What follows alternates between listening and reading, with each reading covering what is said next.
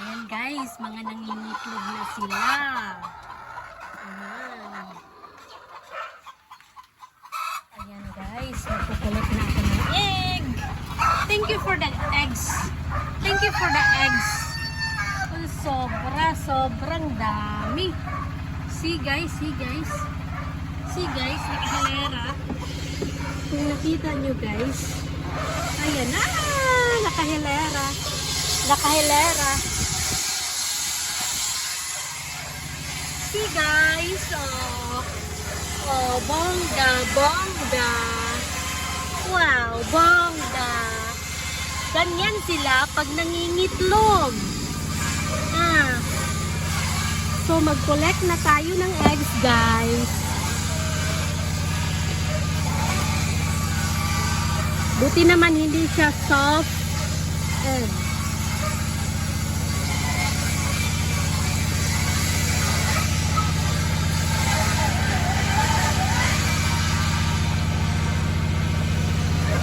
Buti naman, guys, hindi siya soft egg.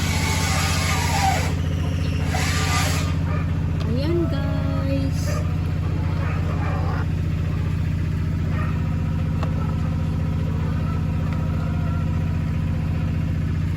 Ayan guys, ang dami na guys.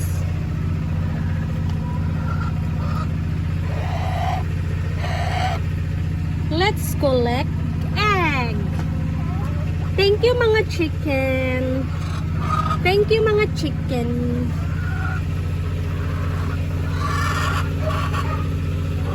Thank you.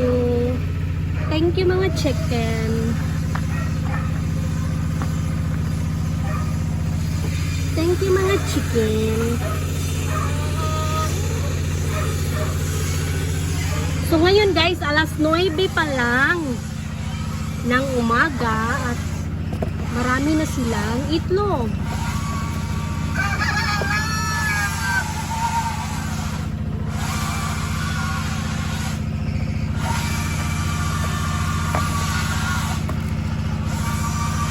Maingay ngayon kasi may nagtistis ng kahoy. Ayan guys. Ay. Kailangan dahan-dahan para hindi mabasag. Kasi guys, pag mabasag na ito, kakainin na lang. Hindi na maging pera pag mabasag.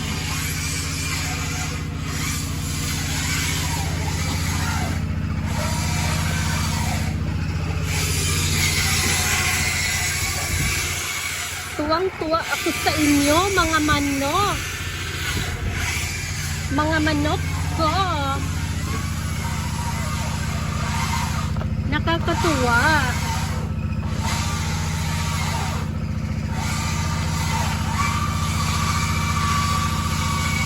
Nakakatuwa sila, guys. Ayan. Nakakatuwa sila. Ang ilang trabaho ay mag-itlog. Mag-itlog ra gyud ilang trabaho. Salamat naman at hindi na sila nangangain ng kanilang itlog. Dati kasi binabasag nilang itlog nila para lang kainin. Ngayon, hindi na. Ang ginawa nila sa itlog nila, nilimliman na nila. Guys, para na silang native chicken. Nakalimlim sa kanilang mga itlog. Magagalit pa sila pag kukunin. Ayan, katulad nito, yun, kumpulan sila dyan. May mga itlog pa rin yan. Ayan guys.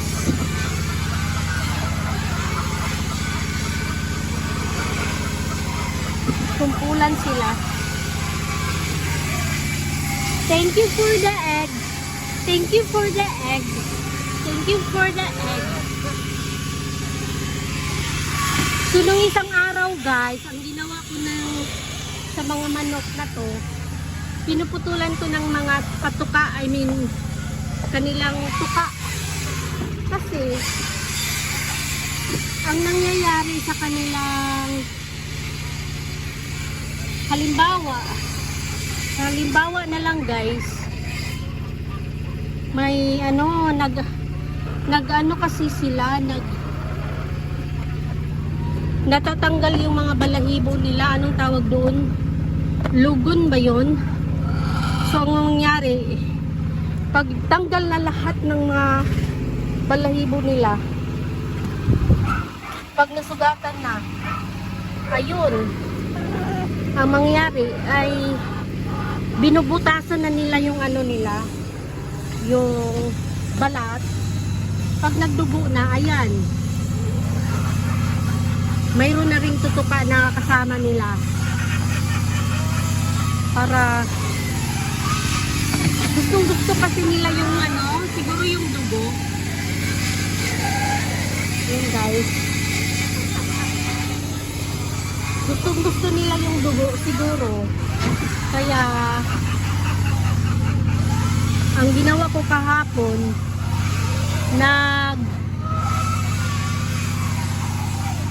nagde-bake ako. So gamit ng nail cutter, pinuputol ko yung mga tuka nila, tsaka pinaplansya.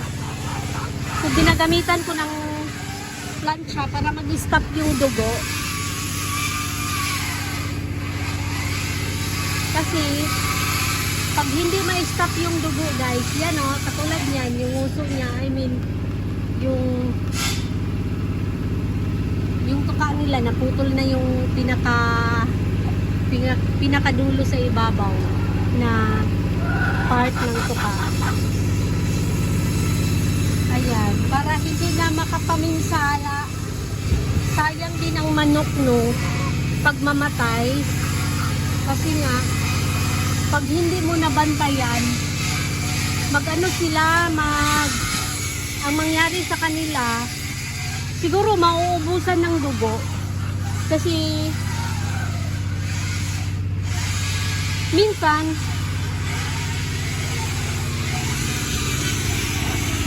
pag hindi na nila kaya, ayan, delikado, mamatay sila.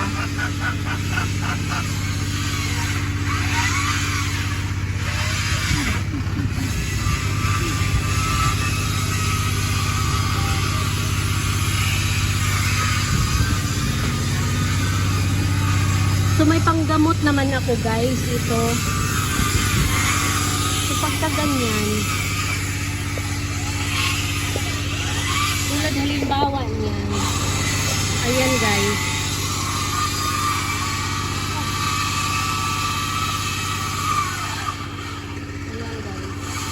ayan guys, kawawa naman yung natuka guys, ayan guys, halika, ayan oo. Sayang diba? Oh guys, yan nabutas. So ang ginagawa ko nito guys, ini-spray ko ng gamot para maging kumbaga mag-stop yung bleeding nila. Ayan, kaya may ganito ako guys. So, kung titingnan nyo guys, yan. Yun na yan. At least, ma-stop na yung kanilang hindi na sila, kasi naging kulay violet na, hindi na red. Kasi pag dugo yung makikita nila, ang ginagawa nila kinakain nila. Kumbaga, gustong-gusto nila yung dugo. So guys, doon naman tayo sa kabila.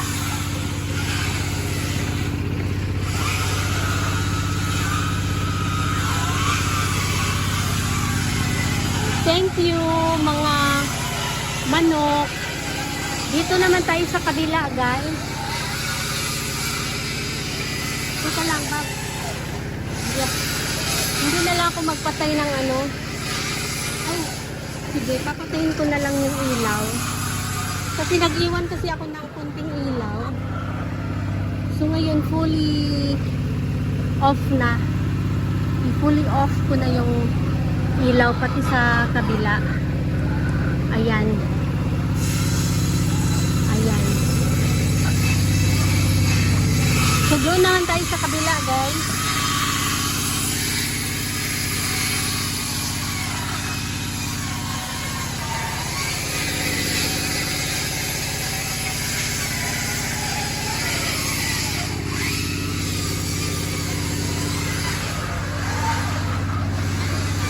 Dito naman tayo sa kabila. Mag-harvest ng egg.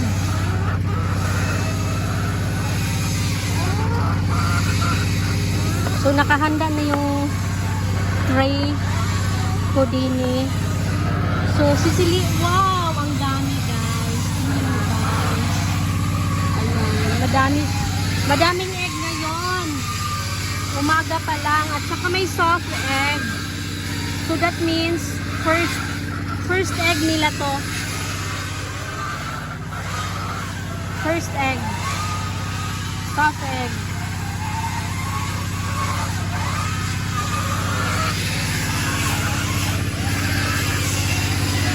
Ayan, mag-harvest na naman tayo ng egg. Ay.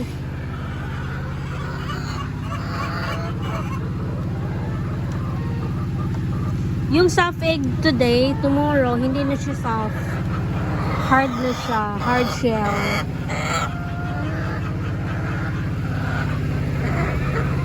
So, nagsipag-itlogan sila umaga pa lang.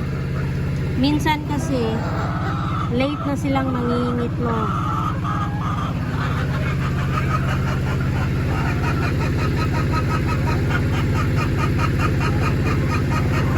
So far, ano pa lang yung soft egg, isa lang.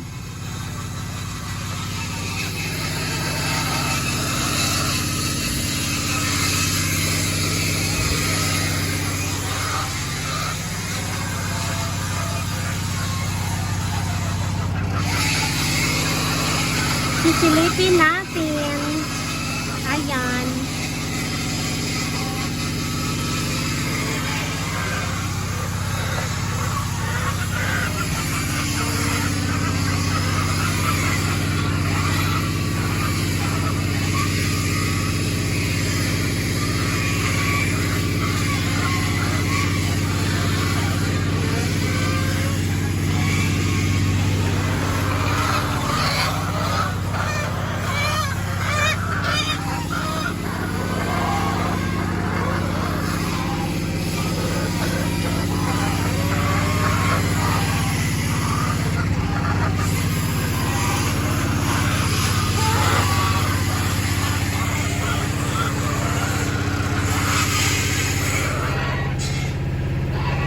Ito, pagka ganyan yung buhok niya, ibig sabihin mangingitlog siya.